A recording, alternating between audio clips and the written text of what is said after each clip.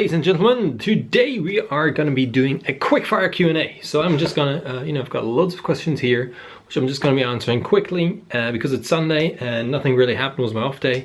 Yesterday I had leg day, so if you've seen the video, you can click over here somewhere. I think it's linked somewhere at the end of the video. I want to know, how are you getting on this challenge? Leave a comment in the comment box below. I feel sort of pumped. I've got, today I weighed in with 2 kilos lost already. I started with 95. Today in the morning was 93 exactly, so I lost already 2 kilos, which is great. But today I went out and actually had some Indian food, so I'm not sure. Tomorrow's weigh-in is going to be a bit higher.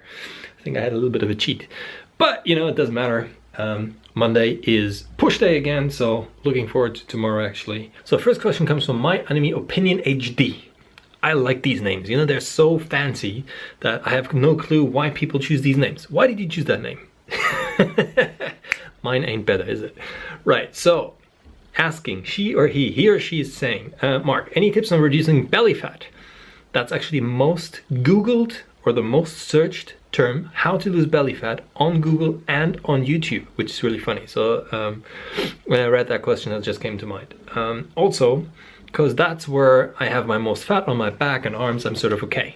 Now it comes to fat and where you have your fat on your body. First of all, what you need to know is that it is very specific to every single person. So for me, example, if you've seen my 5 rep challenge, I hold my weight or my fat mostly on my back in general, and a little bit here at the front on the tummy, like most of the men do.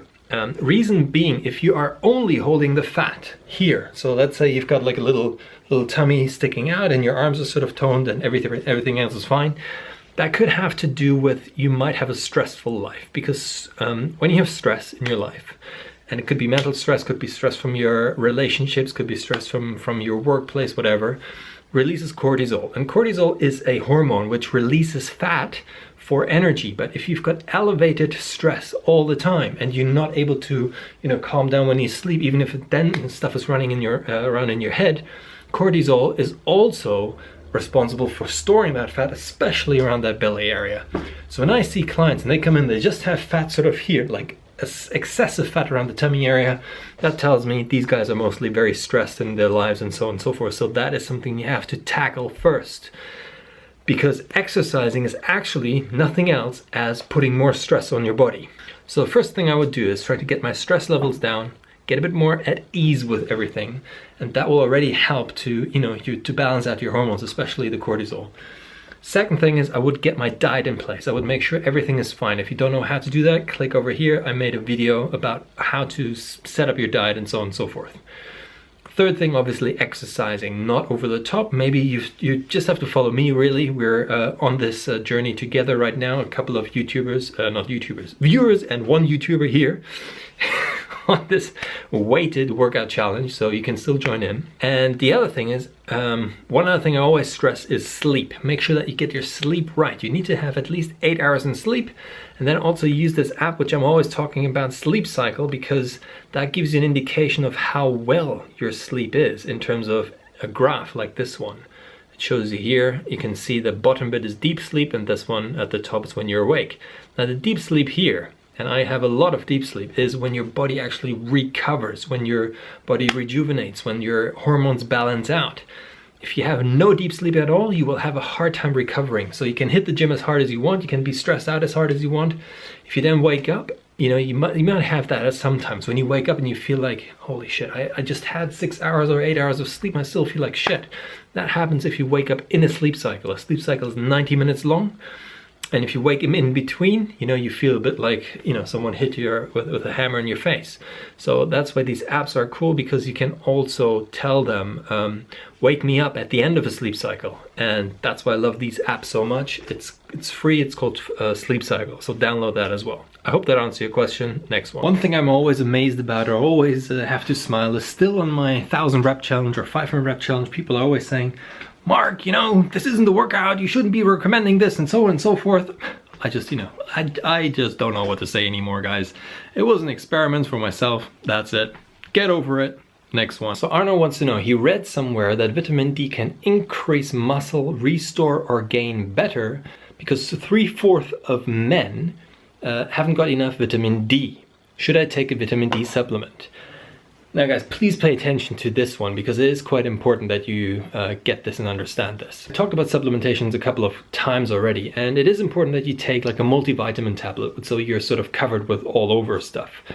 As soon as you start taking extra add-ons like a vitamin D supplement or a vitamin E supplement, some of these are actually toxic if you overtake them. So vitamin D becomes toxic to your body, or is dangerous, if you take more than 10,000 units. The units is UI, that's the sign for it. It should be something between 300 and 400 a day normally.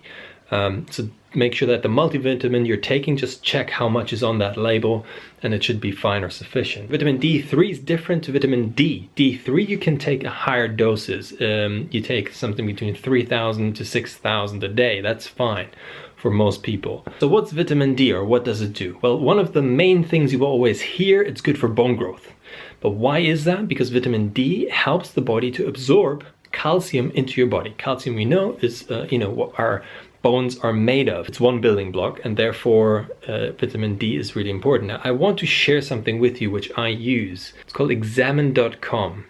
And the reason why I like this website really much is because it is an independent research-based website. With vitamins, it's not a big deal, but they also have, you can type in creatine, you can type in any supplement you are really interested, and they will give you loads of studies telling you which ones were successful and not. I get a lot of my resources from here. Because I do trust these guys very much. They also give you a nice explanation on here. You can scroll down and really read everything you want to know.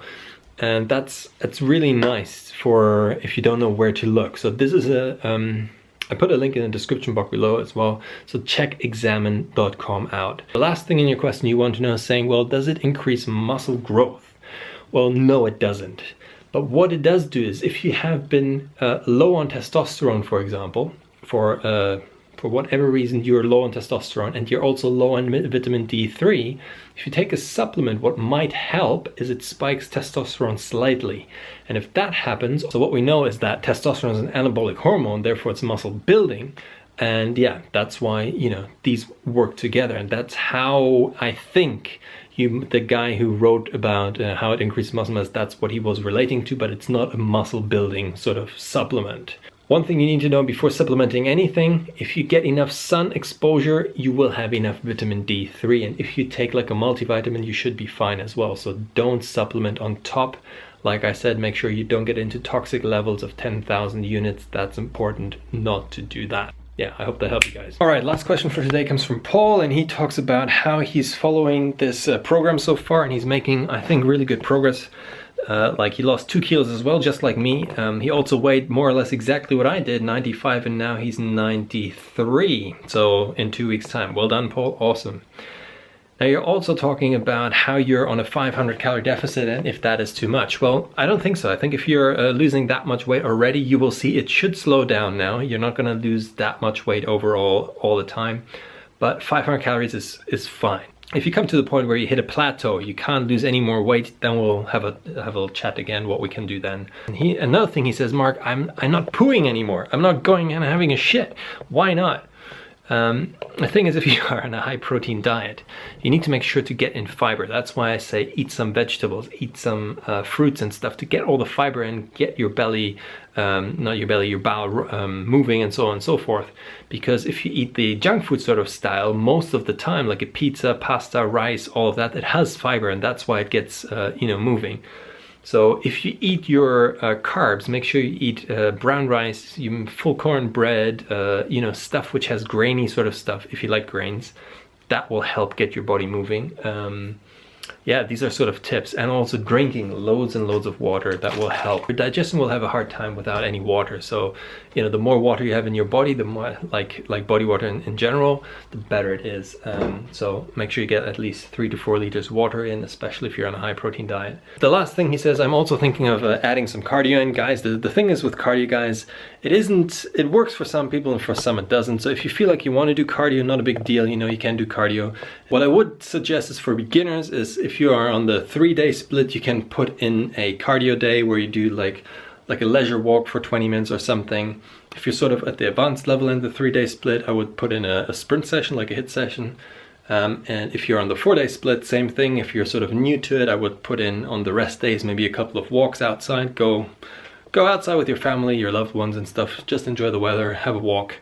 If you feel like you need a bit more, then one day is enough to put some high intensity training in. You know, you could do burpees and that kind of stuff, or you go on the sprints, stuff like that.